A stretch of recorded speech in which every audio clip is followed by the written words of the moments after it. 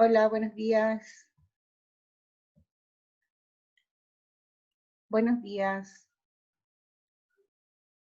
¿Me escuchan?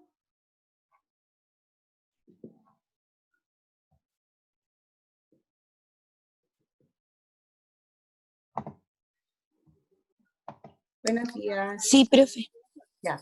Buenos días. ¿Cómo están? Bien, ¿y usted? Yo bien, aún. No, bien. Con frío. ¿Sí? Hace frío. Oh, ¿tú estás en Valparaíso? ¿Dónde? En Viña, en Miraflores. Yo iba en Miraflores Alto. Ahí. Sí, está un poco nublado, pero no sé si hará frío. Bueno, a ver, vamos a empezar por guía de suelos. Guía. Ah, no, muestreo.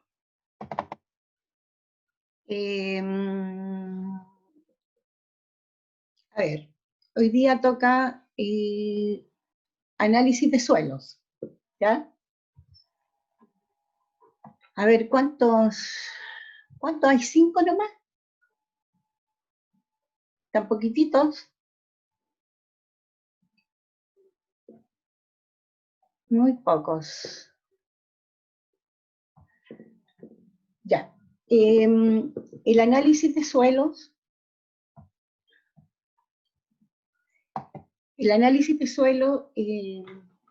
lo que nosotros vamos a ver, lo que ustedes van a ver, está enfocado a obtener información sobre la fertilidad de un suelo, es decir, desde el punto de vista de la producción de plantas, ¿ya? Pensando que el suelo su función principal es producir plantas, es decir, considera el suelo, desde ese punto de vista, considera el suelo como el sustrato para las plantas, el hábitat normal para las plantas, ¿ya? Desde ese punto de vista, entonces, es lo que se va a considerar algunos de los tantos parámetros que se analizan en el suelo para conocer la fertilidad de un suelo. Se dice, y hay estudios que consideran que uno de los puntos críticos del análisis del suelo no son los análisis mismos, sino que el muestreo de los suelos. Se dice que es lo más, digamos que la exactitud y la precisión de los análisis depende directamente del muestreo de los suelos. Y ya lo creo que sí, porque los suelos es una matriz muy compleja. Y el suelo que se cosecha, el suelo que se prepara para una cosecha determinada, no es igual al suelo que se destina a otro tipo de cultivos. El suelo depende de muchos factores geográficos, depende de la ubicación donde esté el suelo, de la geografía, depende del clima de ese lugar, depende de la altura de ese lugar. Entonces depende de muchos factores. Por eso que es difícil, y es muy difícil si uno tiene un campo muy grande, poder muestrear todo el campo. Es imposible, porque incluso dentro de un mismo terreno de cultivo, hay puntos que son diferentes a otros. Entonces de ahí que se diga que el muestreo es el punto crítico del análisis de suelos, ¿ya? Entonces, por eso que aquí hay una pauta para que ustedes tengan una idea de cómo se debe realizar un muestreo de suelo. Como hay extensiones de cultivos, de tierras de cultivo que son muy grandes, entonces hay que seleccionar una zona que sea como máximo de 5 hectáreas, ¿ya? Considerando 5 hectáreas, a ver, una hectárea es la superficie de 1 metro cuadrado por 100 metros de lado, o sea, 100% son 10.000 metros cuadrados. Esa es la superficie como máximo que hay que considerar. Bueno, y hay que elegir esa zona de 5 hectáreas que esté alejado de las zonas donde hay movimiento, no sé, de vehículos, donde haya movimiento de personas, porque se está alterando el suelo, de lugares que estén cerca de, no sé, de potreros, donde hay animales, o donde hay aves, de lugares que estén muy cerca de sitios húmedos, por ejemplo, canales, alguna sequía, de lugares que estén muy cercanos a árboles o donde haya una plantación. Entonces es un poco difícil, por eso que es un poco difícil el muestreo, y llegar a obtener una muestra lo más representativa que sea. Entonces, ¿qué se hace? Se elige un área de muestreo, no máximo de 5 hectáreas, considerando todos los factores que les acabo de decir, y de ahí se toman 10 muestras, 10 submuestras, ¿ya? Se van marcando y se van tomando de 10 puntos muestras. Y eso se hace, aquí está el dibujito, con un asunto que se llama barreno, que sería esto, que es como un émbolo, que uno lo introduce en el suelo, 20 centímetros de profundidad, y después lo sube y ahí sale la muestra de suelo metida en ese tubo. Y la otra forma es con las típicas palas que hay para jardines, y en ese caso entonces uno hace una introducción de la pala en forma vertical, en forma de V. También considerando 20 centímetros de profundidad del suelo, no más que eso. Y de ahí con la pala se saca una porción que va a depender de la superficie de la pala, pero de esa superficie los laterales se eliminan y se queda con la parte central. Entonces, esa parte central, que aproximadamente debiera ser unos 3 centímetros de espesor, esa muestra entonces va a un recipiente, donde tú vas a ir colocando todas las 10 submuestras, ¿ya? Obviamente que ese recipiente tiene que ser, aquí aparece que tiene que ser, ¿dónde era? Creo que decía plástico. Bueno, la idea es que no sea metálico, ¿ya? Porque si es metálico es muy posible que tenga óxido, y eso significa presencia de fierro y otros óxidos. Entonces, lo importante es que es mejor que sea de plástico y que esté limpio, obviamente limpio y seco. Y todas esas submuestras, 10 en total, van todas a este recipiente. Y después todo eso se mezcla, ¿ya? Se mezcla de la forma más homogénea que se pueda, y de ahí, de toda esa mezcla de las submuestras, se toma una muestra que se supone que sería la más representativa, más o menos de medio kilo, ¿ya? 500 gramos de muestra. Y eso se envasa en una bolsa plástica, por supuesto limpia para ese objetivo, y eso va a constituir tu muestra, es decir, tu muestra que tú mandas al laboratorio o tú la llevas al laboratorio lo más luego posible, y si no lo puedes llevar lo más luego posible, entonces habrá que mantenerla guardada en un lugar fresco y seco, que puede ser el refrigerador, en la parte de refrigeración, no de congelación, porque la parte de refrigeración más o menos son 4 grados Celsius. Y ahí se mantendría hasta llevarla al laboratorio, o incluso en el laboratorio también, si no las van a analizar inmediatamente, las guardan así, de esa manera. Por supuesto, la bolsa debe tener toda la información adecuada del cultivo, del terreno, de lo que se cultiva ahí, y de otra información que necesite el laboratorio para poder identificar, ¿ya?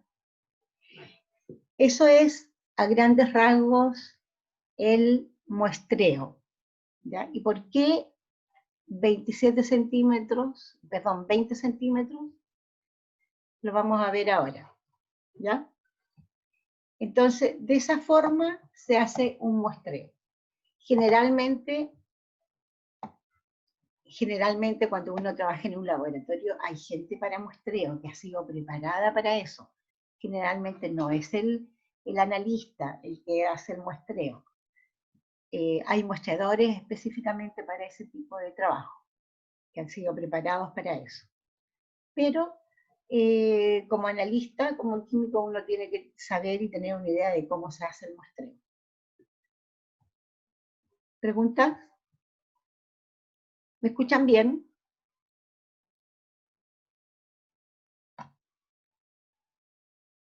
Hola, ¿se escucha bien? ¿Se escucha bien, profe? No hay, Sí, profe. no hay, ¿cómo que se cortado? Nada, no se escucha cortado. ¿No se escucha bien? No, Ah, se perfecto. escucha fino. Fino. Bueno, ¿por qué decía yo que eran 20 centímetros? Bueno, tenemos que considerar, les decía yo, que el suelo es una matriz, yo creo que una de las matrices que uno tiene que analizar más complejas, ¿ya? Porque tiene muchos minerales que están desmenuzados, minerales que están meteorizados, es decir, hay reacciones químicas en los minerales que van meteorizando el mineral, o sea, lo van dividiendo en pequeñas partículas y van ocurriendo reacciones que lo llevan a sus elementos de origen, de la roca, de donde estaba el suelo. Pero también tiene, estos minerales también han sido modificados por agentes atmosféricos. También en el suelo hay materia orgánica, y materia orgánica que está en actividad. ¿Por qué? Porque la materia orgánica, ahí en la materia orgánica hay organismos vivos, hay microorganismos, hay animalitos, hay restos de plantas. Entonces ahí en esa materia orgánica está en actividad constante. Los microorganismos utilizan la materia orgánica, la van descomponiendo para hacer su metabolismo. También el suelo contiene aire, contiene agua, ¿ya? El agua es lo que se llama la solución del suelo. Es la solución del suelo, es donde están mayoritariamente los nutrientes que son solubles. Y así una serie de componentes que también algunos van a depender de la geografía, del lugar donde está ubicado este suelo, del clima del lugar, etc. ¿Ya? Entonces, por eso es una matriz muy compleja. Y yo no puedo comparar el suelo de este lugar A con el suelo de esta otra zona, por ejemplo, dentro de Chile lo podemos ver. Los suelos que hay en el norte son totalmente distintos a los suelos del sur o de la zona central. Están influenciados directamente por la geografía, por el clima, por la humedad, qué sé yo. Entonces, si nosotros pensamos en un suelo, y para poder más o menos introducirlo en el tema, si nosotros pensamos en hacer en un perfil del suelo, pensando en que se hace un corte desde la superficie hacia abajo, se pueden encontrar 3 capas que son como las más importantes, ¿ya? La primera, la que está más a la superficie, obviamente es la capa superficial, el suelo superficial, que es donde, que es la parte donde se desarrollan las plantas, las raíces, que es la parte que tiene interés agronómico. ¿Por qué? Porque es la parte donde hay mayor contenido de materia orgánica, pero también es la parte que está sujeta a más alteraciones por agentes atmosféricos, ¿ya?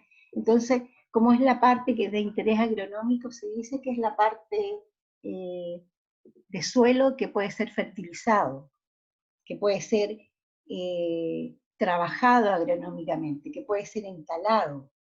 Encalado significa que puede ser regulado su acidez.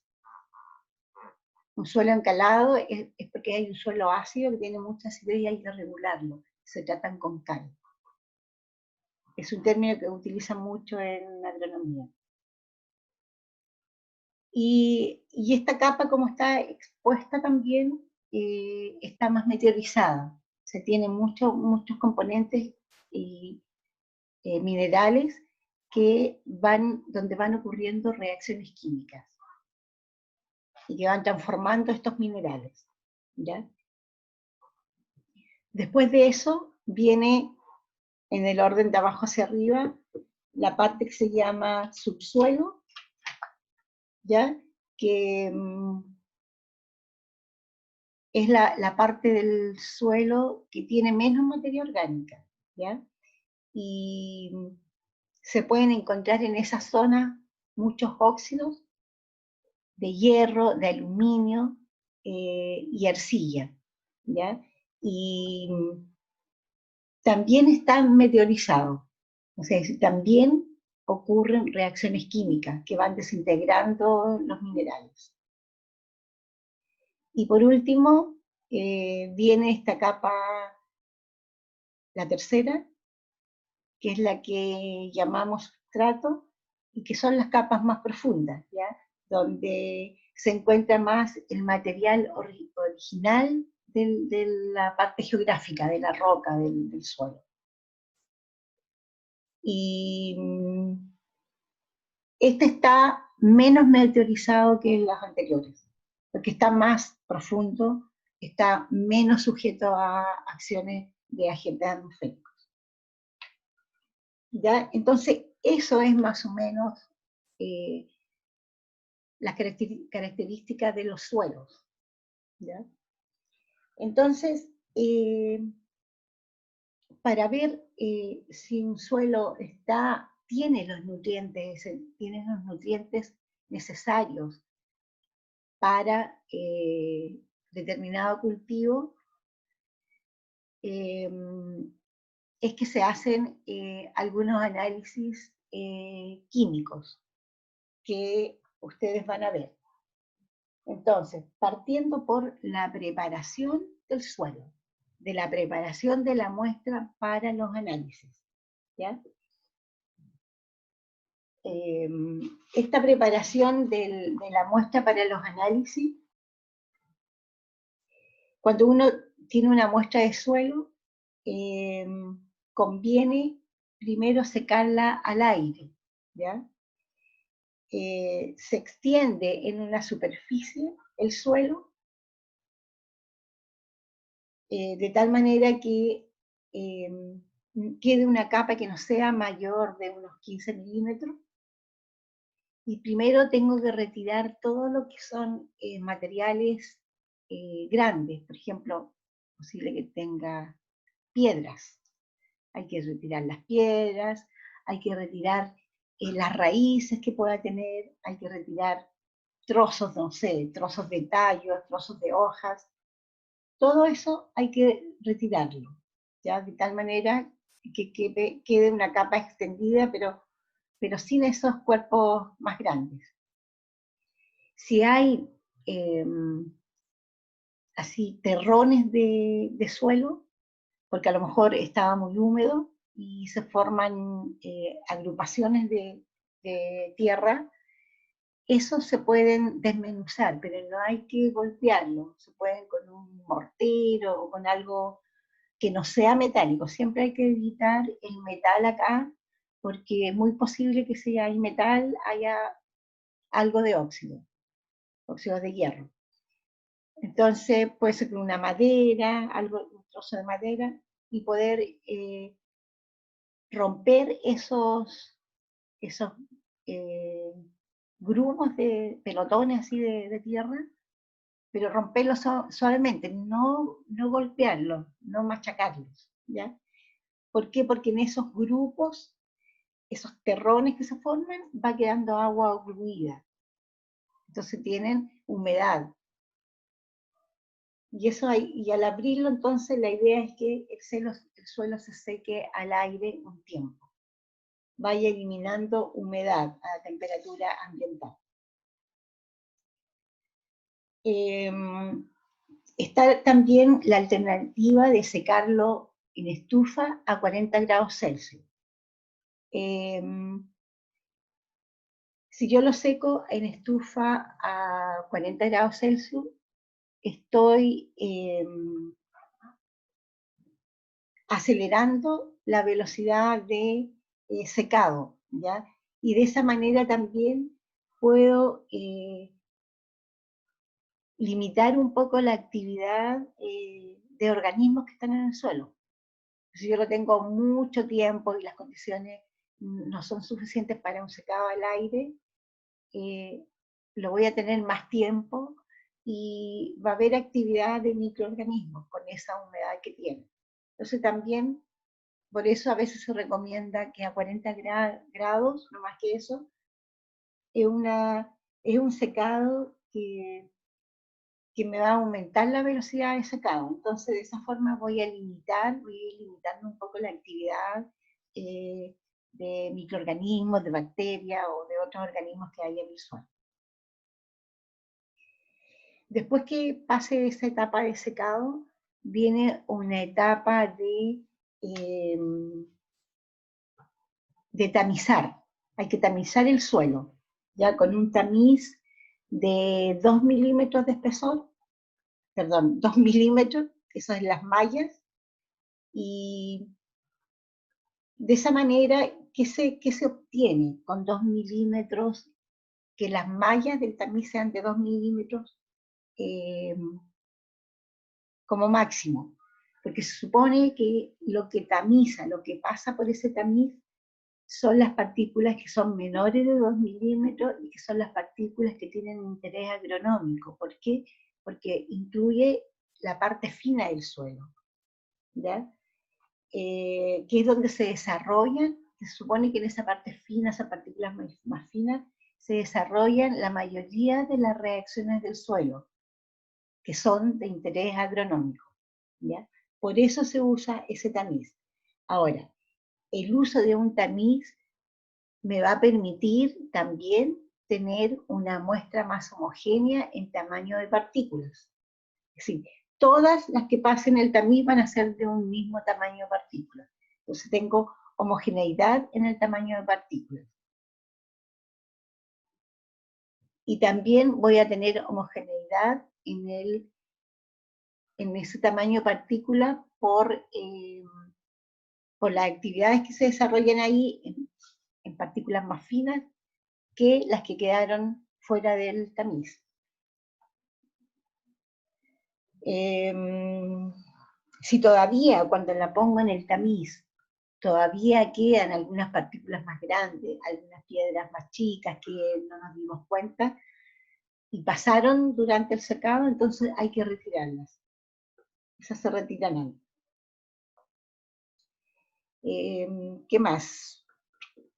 Me parece que eso es todo lo que habría que hacer previo, y después de eso estaría en condiciones de tomar una muestra para empezar análisis. Generalmente, cuando yo tamizo muestra, pierdo como el 50%. O sea, yo siempre tengo que considerar que, por ejemplo, los alumnos necesitan 100 gramos de muestra tamizada. Entonces, hay que tomar, generalmente se les da unos 200 gramos o un poco más, para que después del tamizado tengan los 100 gramos más o menos que van a utilizar en todos los análisis. Generalmente esa parte la tenemos hecha nosotros, ya sea que lo haga Julia o que lo haga yo.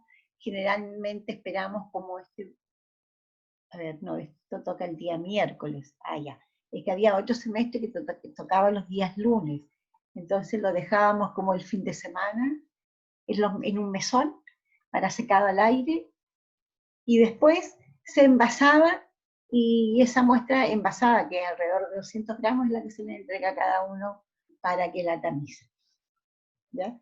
Esa parte entonces está hecha, porque ocupa tiempo, pero ustedes tienen que saber el tratamiento previo que se le hace a la muestra y por qué se le hace. ¿Ya? Entonces, después de eso, ya está en condiciones de pesar muestra para hacer los análisis. Vamos a ver, hasta aquí hay preguntas. ¿Nada? A ver, vamos entonces a cambiar aquí. ¿Quiénes están? Felipe, la Maru, la Banda, Natividad, Marcelo, Ignacia, Marcos, Orfelina. Y allá, Fernando Valenzuela. En el Caribe, parece. A ver, vamos a cambiar a la guía. Voy a ir con el orden de la guía explicando. Apuntes, guía. A ver, ¿qué tengo? Muestreo, ya pasé, la pauta de informe, donde salen las expresiones de cálculo. Los apuntes que ustedes tienen que leer. Y ya está.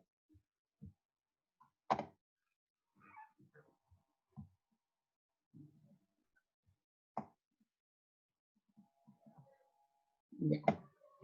Aquí sale en una primera parte lo que es la preparación de la muestra. No sé si ustedes lo vieron porque ustedes tienen en el aula el material. Ya en esta primera parte ahí sale todo lo que yo les acabo de explicar de la preparación de la muestra. Análisis que se hacen, determinación de humedad, el pH, la salinidad, algunos macronutrientes como el fósforo, el azufre, otros macronutrientes como el calcio, magnesio, micronutrientes que son varios, a veces vemos zinc, fierro, no sé, más de 2 no se ven porque es todo lo mismo. Me interesa ver cómo se trata la muestra y cómo se lee, después se leen algunos micronutrientes en la absorción atómica. Ya, partamos entonces por la humedad. Bueno, una cantidad de muestra, bueno, como toda la determinación de humedad, en estufa a 105 grados Celsius, ¿ya? Hasta peso constante. Como en este caso del suelo, uno debería pesar a intervalos de 4 horas. O sea, peso una vez, lo pongo 4 horas en la estufa, y de ahí saco, espero que se enfríe, peso otra vez, vuelvo a colocar 4 horas. Entonces, es como harto tiempo. Pero también es válido colocarlo, tenerlo de continuo entre 16 a 24 horas. ¿Ya? Entonces, generalmente se dejan ahí de un día para otro. Y después se pesa. Considerando siempre que la pérdida de masa va a ser por el agua que se evaporó. Pero también sabemos que a esa temperatura 100 podrían a veces evaporarse, volatilizarse algunos componentes orgánicos, ¿ya? Y en el caso del suelo, hay muchos minerales que tienen agua de hidratación en su molécula y van perdiendo agua. Por ejemplo, aquí sale el caso del yeso. El yeso es un sulfato de calcio y aluminio, que no me acuerdo cuántas moléculas de agua, creo que tiene 7, entonces va perdiendo agua de cristalización. Y con esos datos después se calcula el porcentaje de humedad. ¿Ya? En el caso del suelo, se considera como referencia el peso de suelo seco al aire, ¿ya? Porque se considera que es la humedad de la parte sólida, y el agua que tenga se considera adicional. Entonces, por eso hay que calcular un factor de corrección por humedad, ¿ya? Entonces, aquí la diferencia entre A y B, A, que es el suelo seco al aire, y B es el suelo seco a 105. Entonces lo da la pérdida de agua. Y abajo tengo el suelo seco a 105 menos lo que pesa el recipiente. ¿Ya? Y de ahí se calcula y se hace este factor de corrección, por lo que yo les digo que se toma como referencia el peso de suelo seco a 105, considerando que esa es la humedad de la parte sólida. Entonces, este factor de corrección, este factor de corrección después se usa para todos los cálculos. Por eso que hay que tomarlo. Este factor de corrección va a ser 100 más el porcentaje de humedad que yo obtengo acá, dividido por 100. Generalmente son números así como 1, y algo. ¿Ya? Y con ese factor entonces se corrige la humedad en todos los análisis. Ya, eso es entonces con respecto a la humedad. ¿Preguntas? ¿Nada? Seguimos entonces. Por ejemplo, aquí, a ver, aquí hay un ejemplo. Si yo quisiera pesar 5 gramos de suelo seco a 105 de una muestra que posee un factor de humedad de 1,15. Entonces, no otra cosa que reemplazar aquí el peso de suelo seco a 105, ya requiero pesar 5 de suelo seco al aire y tiene un factor de humedad de 1,15. Y de ahí entonces se despeja ese y queda este valor. O sea, 5 gramos de suelo seco a 105 equivalen a 5,7, 5,75 gramos de suelo seco al aire. Y es importante la diferencia. Por eso que hay que hacer este factor de corrección.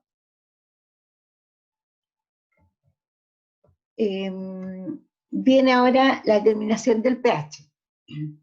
El pH lo miden con un pHímetro, obviamente, y se mide en una solución del suelo, una suspensión acuosa, que se hace con el suelo y el líquido puede ser agua o puede ser una solución de KCl, 1 molar, o puede ser una solución de cloruro de calcio, 0,01 molar. Nosotros lo hacemos generalmente con agua. Y hay una relación de suelo y agua, es decir, una parte de suelo y 2,5 de agua. Esa es la relación que debe mantenerse. ¿Ya? Entonces, si aquí dice que se pesan 20 gramos de suelo, una parte de suelo y 2,5 de agua, serían 50, considerando que el agua tiene densidad 1. Aquí. Una parte y 2,5. Entonces tengo 20 gramos, por lo tanto 2,5 veces de 20 sería 50, considerando densidad 1. Son 50 ml de agua. Eso lo hacen en un frasco plástico porque se raya mucho el vidrio. Es un frasco de boca ancha, plástico, y toda esa mezcla se coloca en un agitador. ¿Ya? Ahí 2 horas agitando. Entonces, ustedes coloquen ahí y mientras se ponen a hacer todas las otras cosas. Ya, 2 horas agitando y después... no, perdón. 5 minutos. Después se espera, se deja reposar 2 horas. Eso era. 5 minutos de agitación a una cierta velocidad y se controla en el agitador. Y se tiene 2 horas decantando, ya reposando. Y ahí, en esa solución sobrenadante, se introduce el electrodo para medir el pH. Y obviamente pH va asociado con la temperatura, hay que poner la temperatura a la cual se hizo la medición. ¿Ya? Algunas recomendaciones, como usar un agua que tenga una cierta conductividad, por ejemplo, no mayor que 0,2 microsiemens. Entonces, ¿qué significa? Hay que medirle la conductividad al agua, ¿ya? Para saber cuánto tiene. Cuando las muestras tienen un contenido alto de materia orgánica, la materia orgánica siempre tiende a quedar en suspensión. Aparte de darle color a la suspensión, queda una cosa turbia de suspensión. Entonces cuesta un poquito. Cuesta un poquito llegar a un pH más estable. Y en los suelos que tienen mucha cal, calcio, magnesio, se consideran eso, tienden a absorber CO2. ¿Ya? Entonces también ahí cuesta un poco lograr un equilibrio en el pH. Porque el CO2 le da un carácter ácido. De la misma manera se mide la conductividad eléctrica. Va a estar dado por la disolución de sales, ¿cierto? El contenido inorgánico. Entonces también se hace una suspensión en agua, pero la relación aquí es diferente. Es una parte de suelo y 5 de agua. Es decir, si acá miden 20 gramos de suelo por 5, significa que tengo que agregar 100 ml de agua. ¿Ya? Y eso también se pone a agitar por 30 minutos. Siempre hay que cuidar la velocidad para que el material coloidal que tiene el suelo, la arcilla, el humus, todos esos materiales, ojalá no quedaran en la suspensión, que es la que yo voy a utilizar para sumergir el electrodo de pH o el electrodo para conductividad. Entonces hay que buscar que la agitación, la velocidad de agitación sea la más adecuada para que no se disperse tanto ese tipo de material.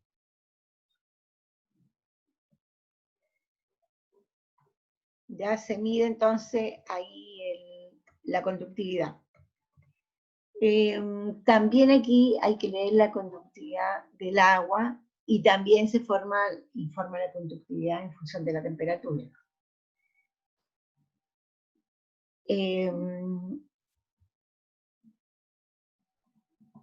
Esos son los dos parámetros más físicos. ¿Ya? Luego viene la determinación de materia orgánica. ¿Hay una pregunta, algo con respecto a lo que he dicho hasta ahora?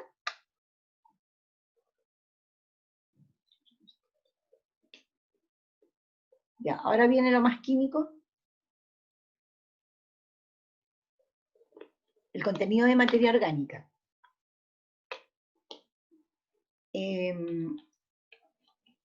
Hay suelos, a ver, generalmente los suelos que uno conoce, los suelos con fines agronómicos son suelos más inorgánicos, porque el contenido de materia orgánica es bajo, el orden del 6%, no más allá del 10%. En cambio, se consideran los suelos orgánicos los que tienen alto contenido de materia orgánica, más allá del 20%, de ahí para arriba. El contenido de materia orgánica se mide con una valoración con una sal de fierro 2. Primero se trata la muestra con un oxidante fuerte como el dicromato y en medio de ácido sulfúrico. El dicromato va a estar en exceso, por lo tanto debemos conocer exactamente la concentración del dicromato y el volumen que agregamos de dicromato y el volumen que agregamos, es decir, vamos a conocer exactamente los equivalentes gramos de dicromato que agregamos. ¿Ya? Entonces con eso dicromato, que es oxidante fuerte y en medio ácido, se oxida la materia orgánica. Como el dicromato está en exceso, parte de ese dicromato se va a ocupar en oxidar la materia orgánica, pero va a quedar un excedente libre.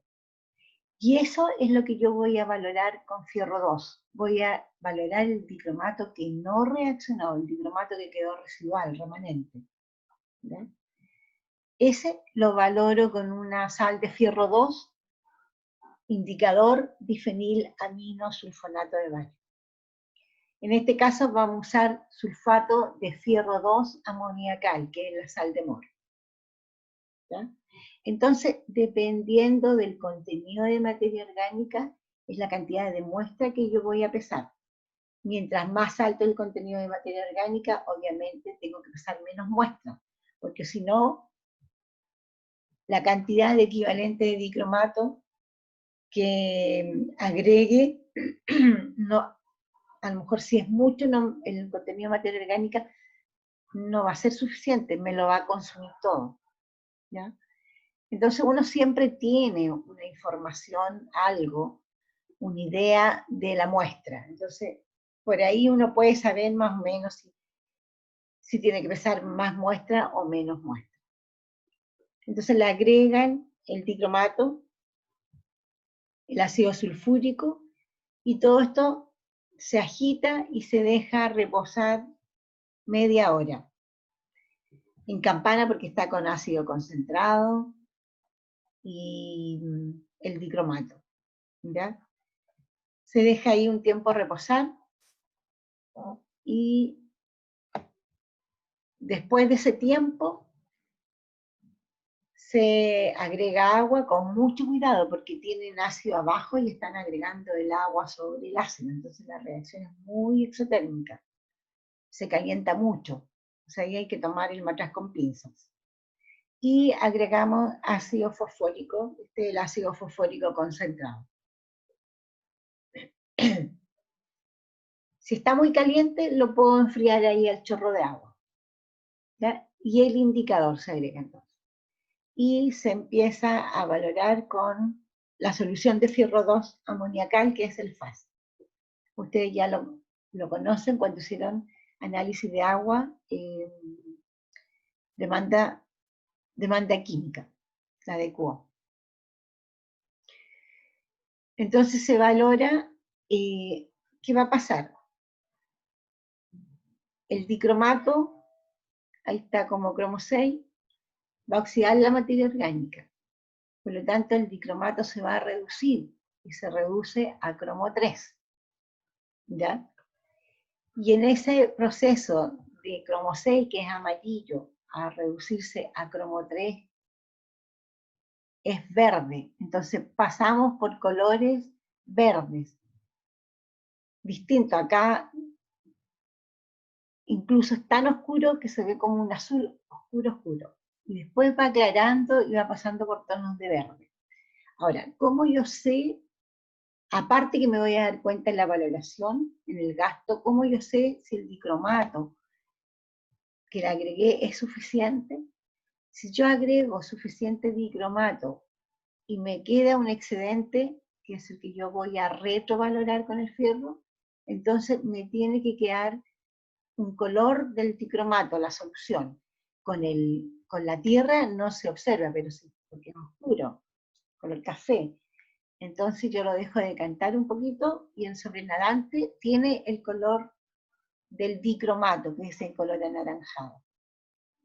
Si me quedo corto con el dicromato, entonces me va a quedar verde. Entonces voy a observar el sobrenadante de un tono verde. Quiere decir que todo se me oxidó, todo se me redujo. Es decir, no me quedó dicromato remanente. Quedé corto con el dicromato. Entonces tengo que agregar o tratar otra muestra y agregarle más dicromato. Por eso que aquí hay está este párrafo que dice, en el caso de suelos con alto contenido de materia orgánica, si 0,5 gramos de muestra consumen más de 10 ml de dicromato para su oxidación, entonces te queda, produce un indicador, un color verde. antes de valorar con el fierro, y no me sirve. Entonces, tengo que tomar otra muestra y agregar más dicromato. En este caso, por ejemplo, 25 ml de dicromato. Con eso me voy más a la segura. Y se hace un blanco en forma paralela. El blanco lleva todo menos la muestra y también lo tengo que dejar al mismo tiempo reposando, los 30 minutos. ¿Ya? Con el volumen de gasto en el blanco y la muestra, entonces yo puedo hacer el cálculo de materia orgánica. Aquí vienen las preparaciones de soluciones para que ustedes sepan, o se recuerden, más bien dicho, cómo se preparan. Ya, ¿y cómo determino el contenido de materia orgánica? El contenido de materia orgánica total se determina como la materia orgánica que es fácilmente oxidable por un factor de 1,3. Este factor de 1,3 resulta del supuesto de que por este método no toda la materia orgánica se oxida, solo el 77%. ¿Ya? Entonces, por acá, a ver.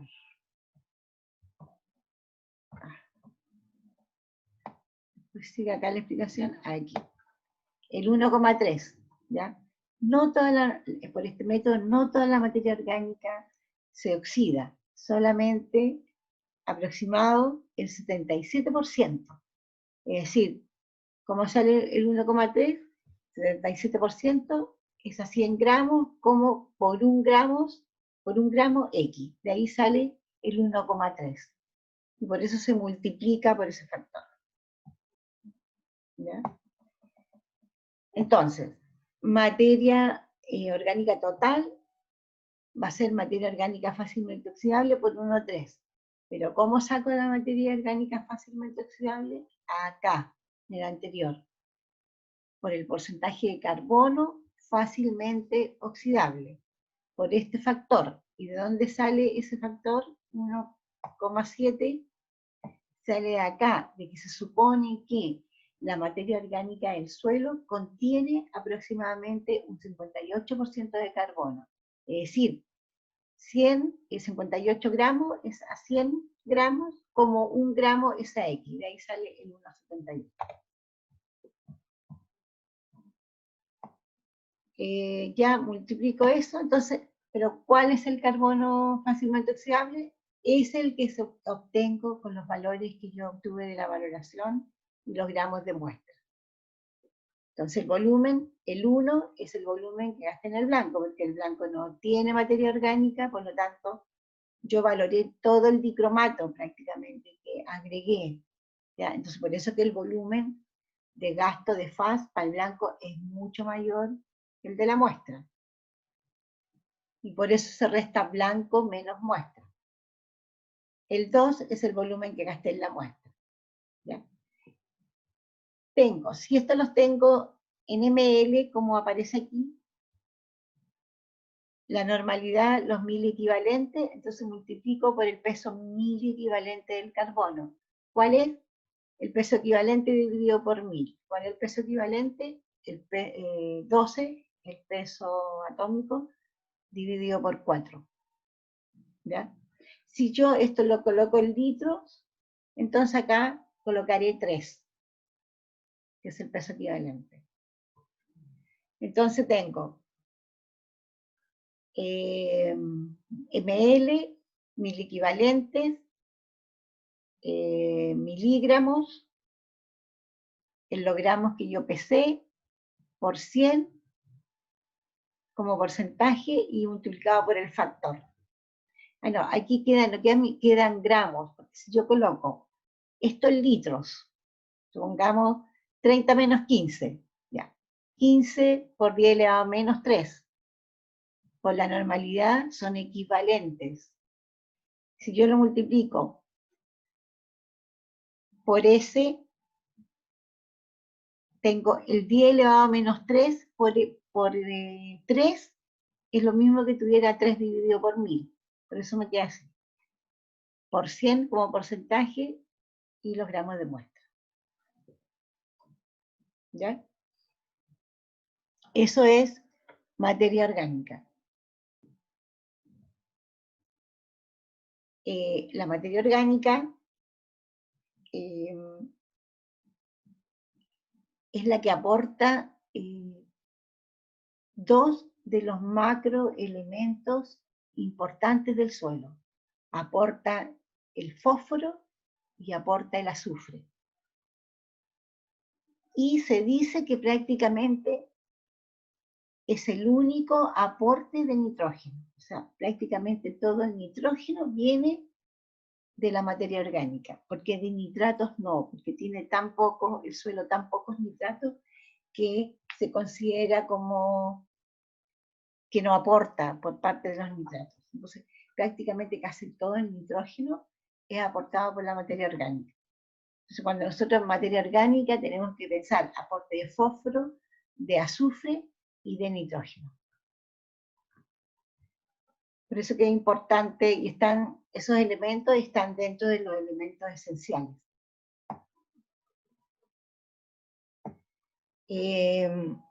A ver, cuando veamos lo del, o podría inmediatamente mostrarle, a ver, dentro de los elementos que los suelos necesitan, dentro de los nutrientes que el suelo necesita, vamos a ir acá, a ver.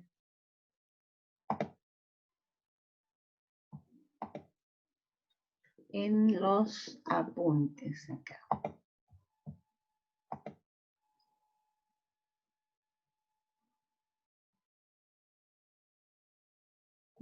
¿Qué pasó? No lo cambió.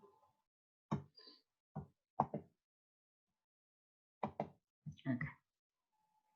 Aquí, para más o menos que sepan ustedes, veamos aquí la parte donde están los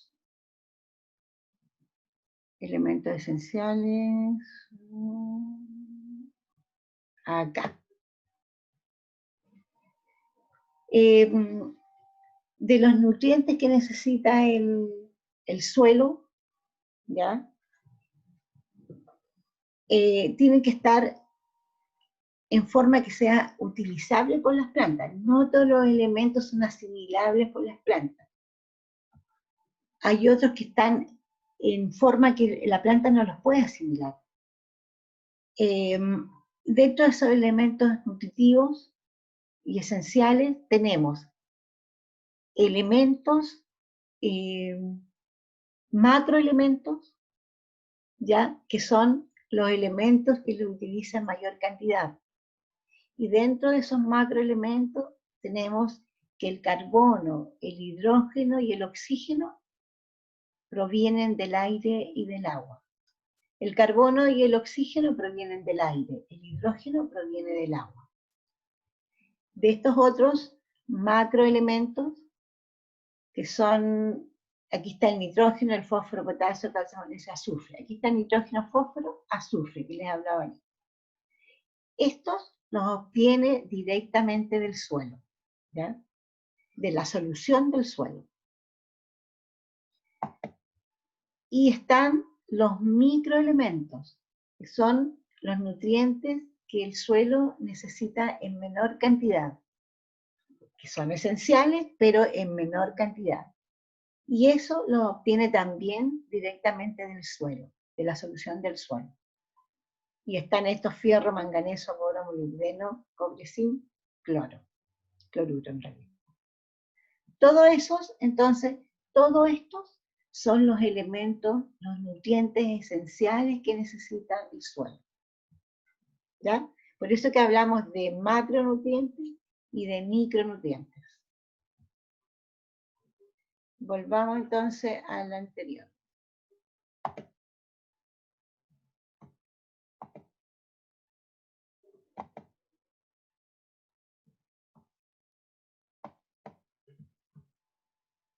Entonces, de estos macronutrientes van a haber fósforo, azufre, nitrógeno.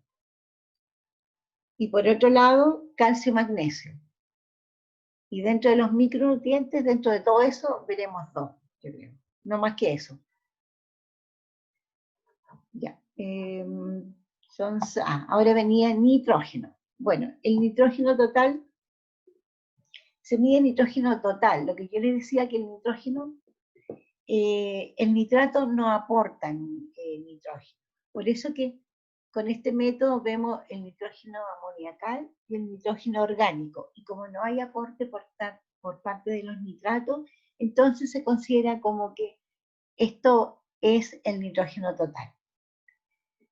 Y para ver nitrógeno, por el método Hjeldahl, que ya lo han hecho, que la muestra se digiere con algunos reactivos como el sulfato de potasio, el ácido sulfúrico concentrado, que va a destruir materia orgánica, en presencia de sulfato de potasio, que va a elevar el punto de ebullición del ácido sulfúrico, de la mezcla, para que bulla a una temperatura más alta que la del sulfúrico. Y el sulfato de cobre y el óxido de titanio, que generalmente son catalizadores de la reacción de oxidación de la materia orgánica. Todo eso en este tubo de digestión, y todo eso va con la muestra, la cantidad de muestra, y se coloca ahí en el aparato y se tapa todo con el sistema que tiene y se pone a digerir ahí un tiempo determinado.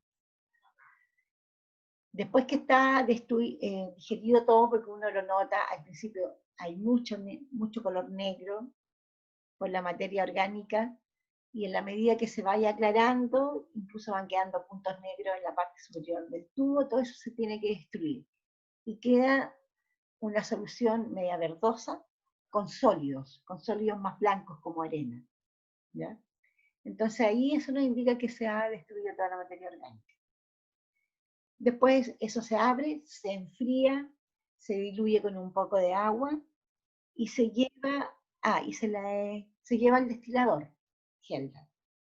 Y en el destilador Hjeldahl se instala el tubo, y en el otro extremo, donde va a salir el amoníaco que se descompone por la adición de hidróxido a esta mezcla, el tubo que tiene el digesto, con el mismo equipo se le agrega el hidróxido de sodio 32%, hidróxido de sodio concentrado, y el sistema se está calentando, ¿ya? Porque tiene una caldera que genera vapor.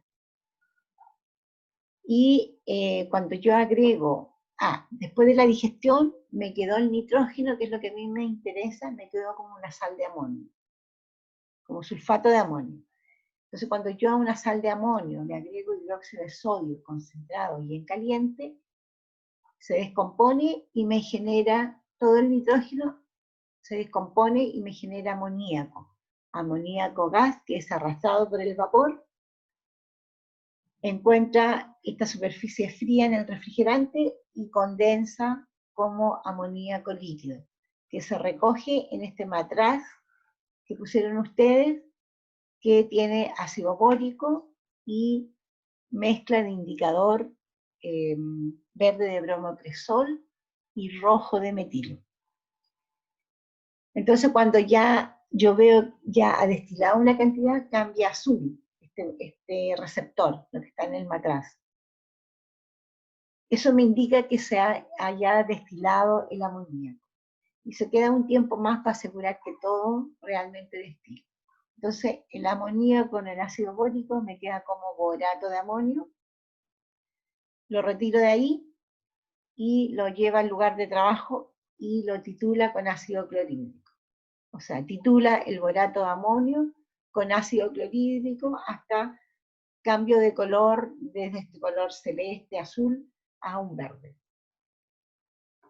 ¿Ya? Ese, entonces, es el punto final y se hace un blanco paralelo dentro de todos los tubos, se mete uno o dos para ver el blanco. Generalmente son gotas lo que gasta el blanco. Entonces ahí se calcula el porcentaje de nitrógeno.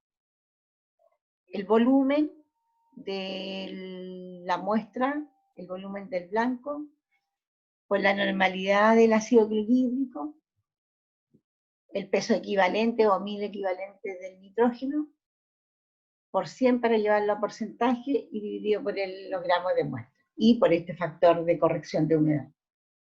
¿Ya? Y eso entonces me da el porcentaje de nitrógeno. A ver,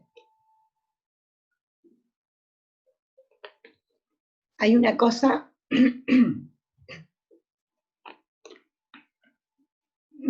yo programé esta primera clase hasta las 12:45 parece,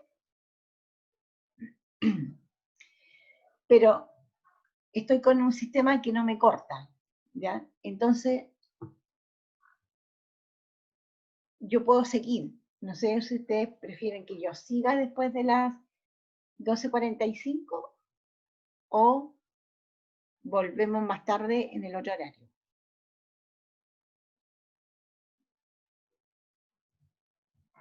¿Qué prefieren ustedes? A mí me da lo mismo. Ya, veamos, porque a lo mejor podemos terminar y no necesitamos a lo mejor la otra hora. Yo igual programé 2 por si acaso. ¿Ya? Veamos, aquí yo tengo las 12:37. Bueno, esa es la determinación de nitrógeno. ¿Tienen alguna pregunta? Esto más o menos ya ustedes conocen el método. Solamente estaba recordándoles, lo hicieron con este año pasado que fue tan complicado como ahora, capaz que ni se acuerden, lo vieron en leche. ¿Se acuerdan o no? Recuerdo el olor. El olor, porque tosían. Mm. Porque de repente cuando se pone el digestor unido a una, valga la redundancia, a una unidad que se llama el scrubber, que no es otra cosa que un neutralizador de los gases que salen de la combustión. Los gases que salen de la combustión de la materia orgánica, cuando se combustiona materia orgánica genera agua y CO2, pero como esto tiene agua y CO2, bien digo, monóxido, dióxido de carbono. Y como tiene azufre, como tiene ácido sulfúrico, se genera dióxido de azufre. Y eso es lo que es picante. Y cuando empieza a salir, uno empieza a toser y como que se ahoga. Bueno, creo que pasó que el scrubber se había soltado de alguna parte, entonces no estaban neutralizándose los vapores, estaban saliendo los vapores ácidos al ambiente. Y eso hace toser.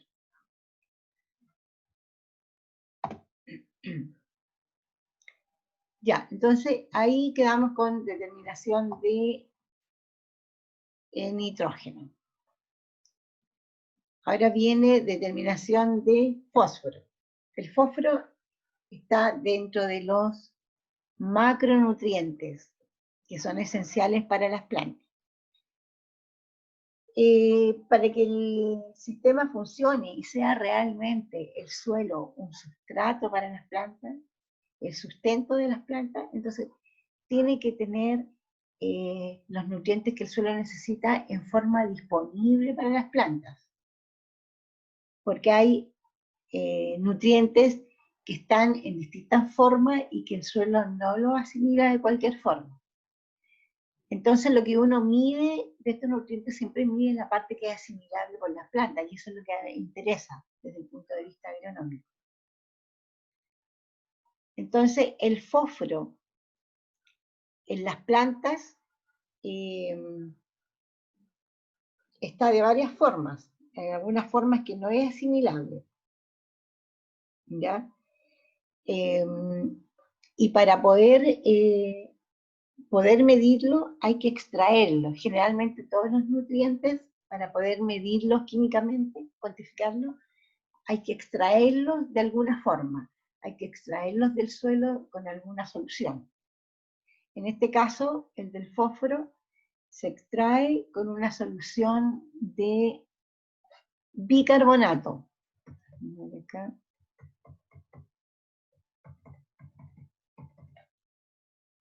bicarbonato de sodio 0,5 molar.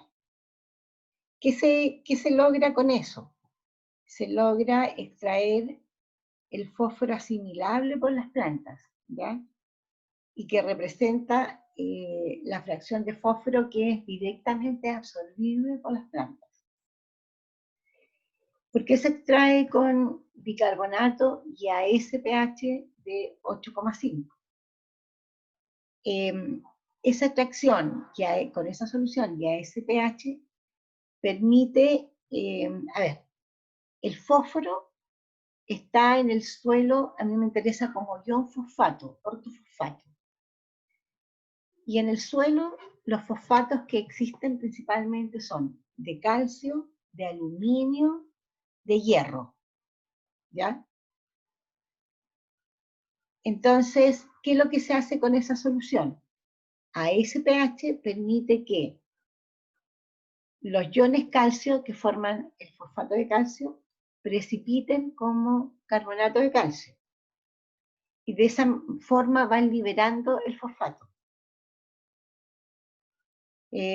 Además, con precipitar el calcio, también precipita el aluminio y el hierro de los fosfatos de aluminio y el hierro. Los precipita como hidróxidos.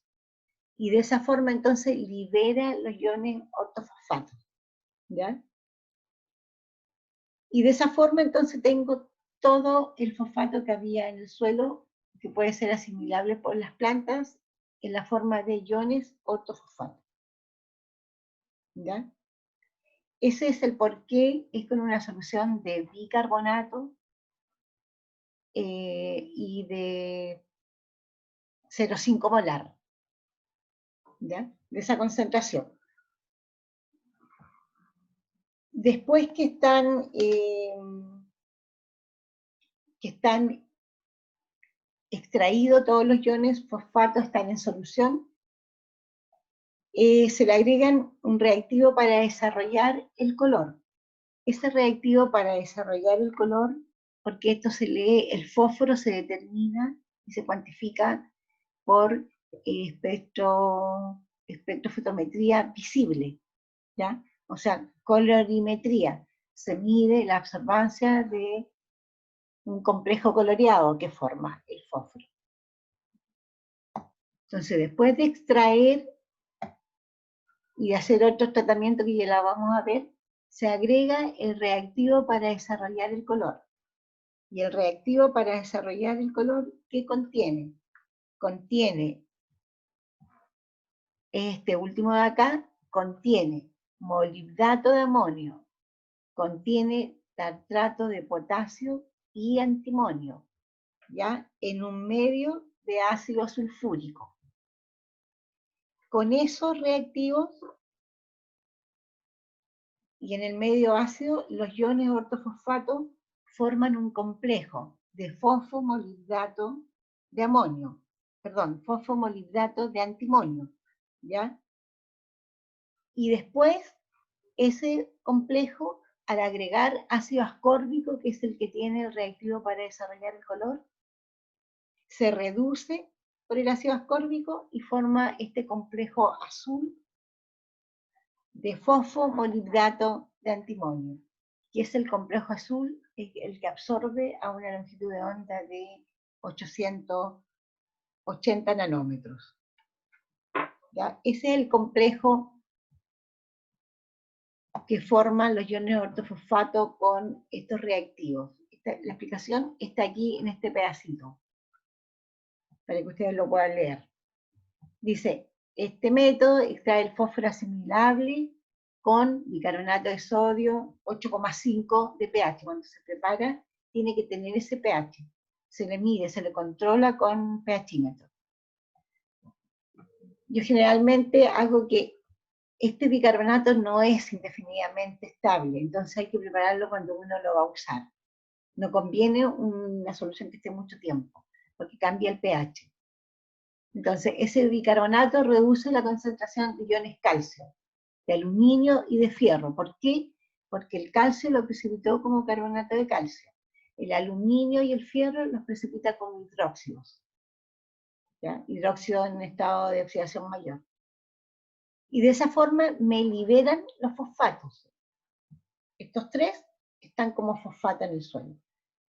Entonces, al ser precipitados por el bicarbonato, quedan liberados los iones ortofosfato, que son los que me interesan.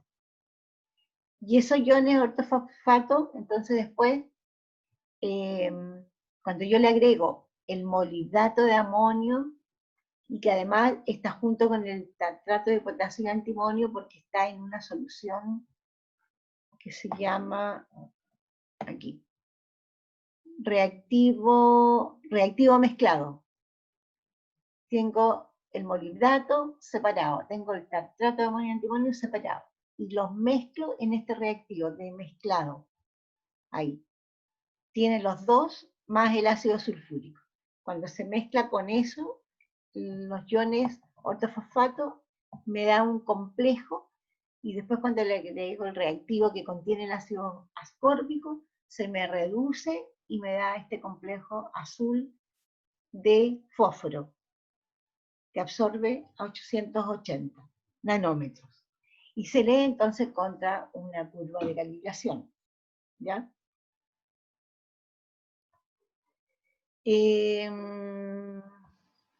Veamos acá. Ahí salen cómo se preparan las soluciones.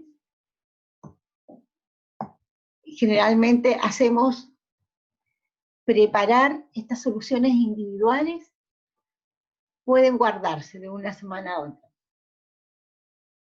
Cuando yo las voy a mezclar con los iones fosfato, ahí recién puedo juntarlas. Antes no es conveniente. Entonces las puedo tener botellitas separadas cada uno y al momento de hacer el análisis puedo mezclar. Para hacer el análisis, ya, bueno, se hace una curva de calibración con fosfato diácido de potasio. Obviamente tiene que estar previamente seco, a 105, 110 para eliminar la humedad, todo porque va a ser mi solución de referencia. Entonces se prepara una solución stock primero, que es de concentración 1000 ppm de fósforo, ¿ya? O sea, 1000 miligramos de fósforo por litro. Y eso se logra pesando esa cantidad aforado, aquí está, a 100 ml. Es decir, que si yo quiero 1 litro, tengo que correr la coma para allá. 4 y tanto y agregar un 0. Entonces, esta va a ser mi solución stock. Después de esa, se prepara una solución intermedia. Si esta es de 1000, la intermedia es de 100 ppm de fósforo. ¿Ya? Y para eso tomo 10 ml de aquí, cuánto volumen tomo de 1000 para obtener, ¿cuánto ml? 100 ml de 100 ppm, así el cálculo, entonces son 10 ml de la solución de 1000, llevada a un metáfora de 100, me queda de 100 ppm de fósforo. Y de esa solución intermedia es la que se prepara cada punto de la curva. Y cada punto de la curva va desde 0 hasta desde 0 hasta 20 miligramos de fósforo por litro, o sea, desde 0 hasta 20 ppm. Estos son los ml que hay que tomar de 100 para obtener cada punto de la curva, si trabajo con bataza aforado de 100. ¿Sí? ¿Te ha entendido eso?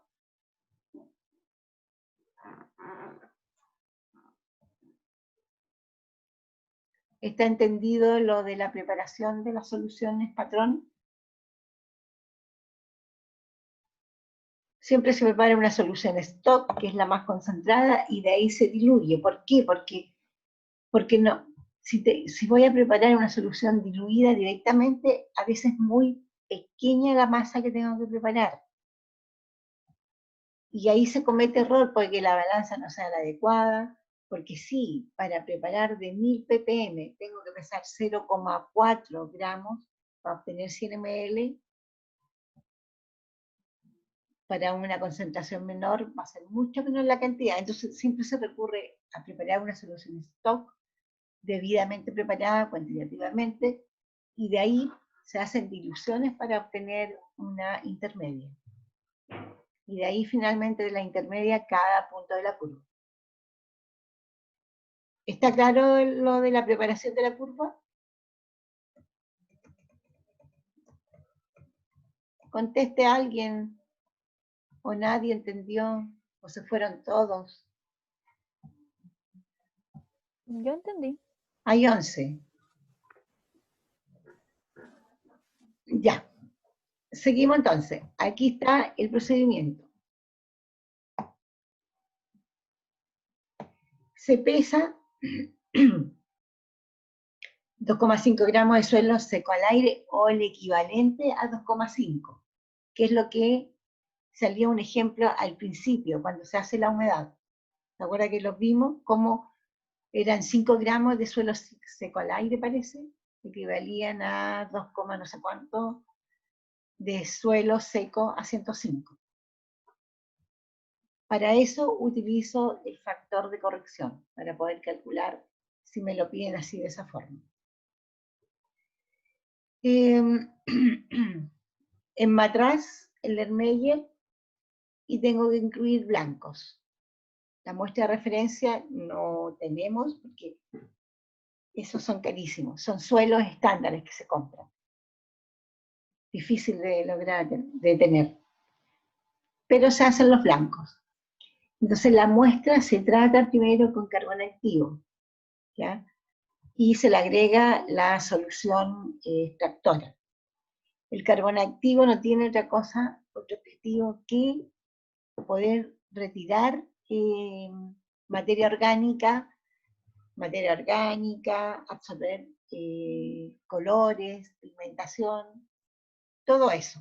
Porque como yo voy a leer en un equipo en base a la coloración que me dan las soluciones, dependiendo si mayor o menor concentración del analito, entonces la idea es que no tenga color, porque si no va a haber una interferencia.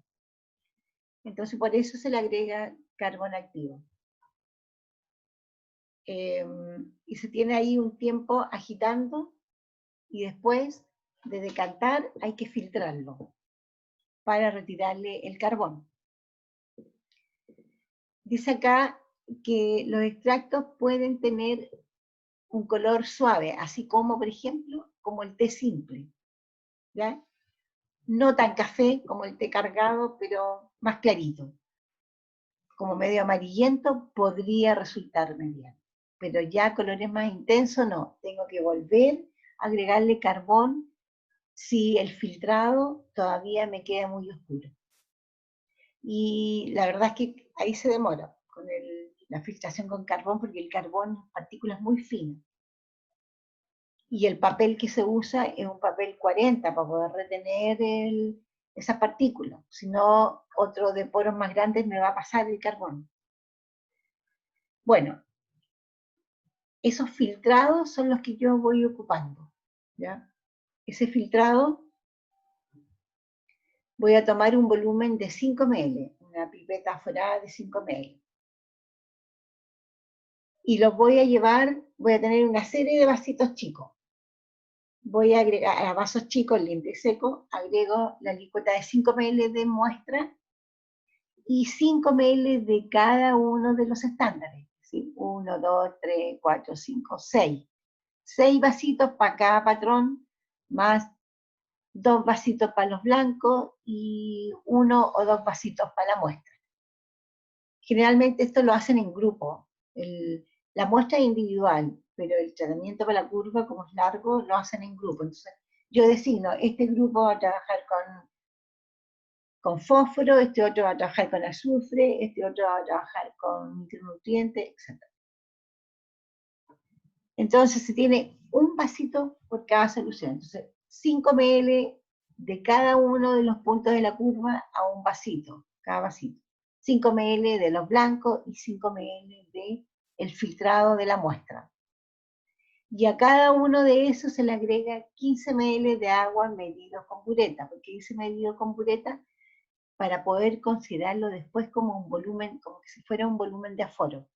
Entonces tenemos 5 ml del filtrado, 15 ml del agua medido con bureta, llevamos 20, y después a cada vasito se le agrega 5 ml del reactivo para desarrollar el color. Entonces, la suma de esos volúmenes me da 25. Por eso que es importante que el agua la agregue medida con bureta, ¿ya? Para considerarlo como que esto fuera un machado aforado de 25, pero necesito para el cálculo. Y eso se deja reposar un tiempo, una hora en realidad, y ahí después está en condiciones de medir la absorbancia de cada uno de los puntos de la curva y de la muestra, ¿ya?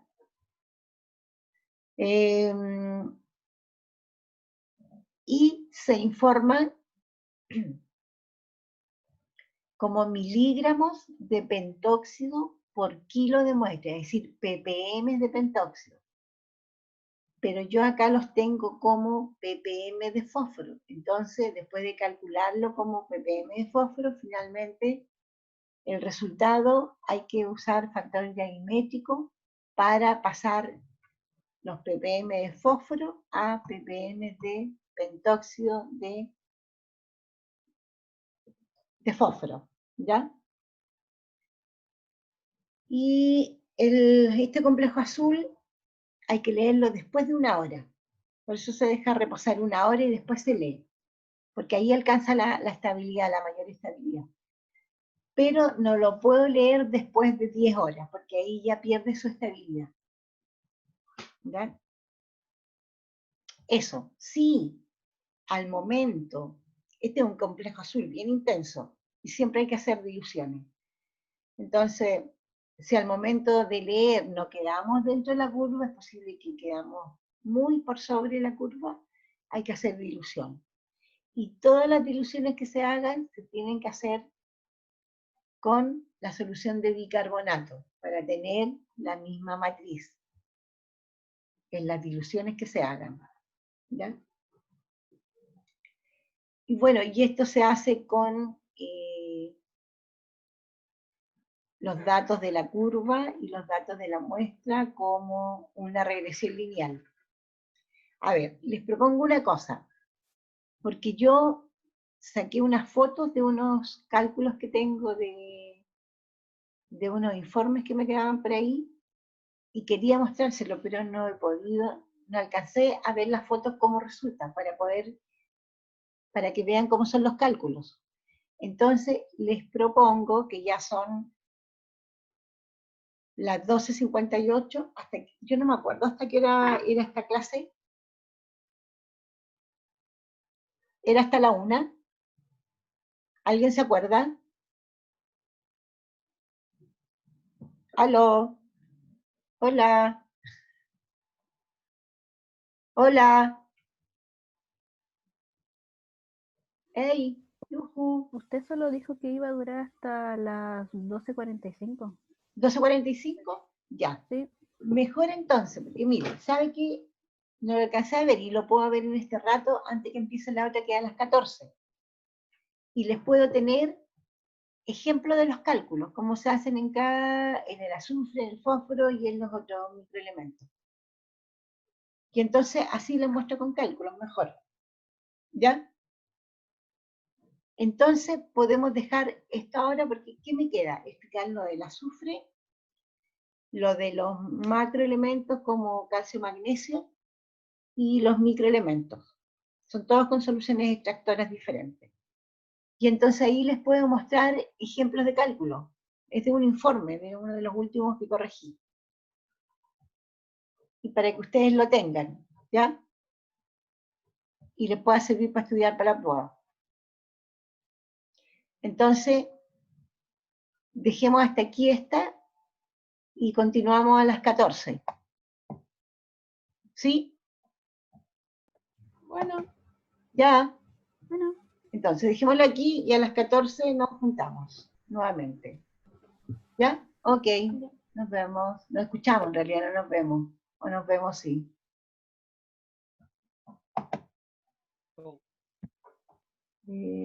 Terminamos, paramos aquí.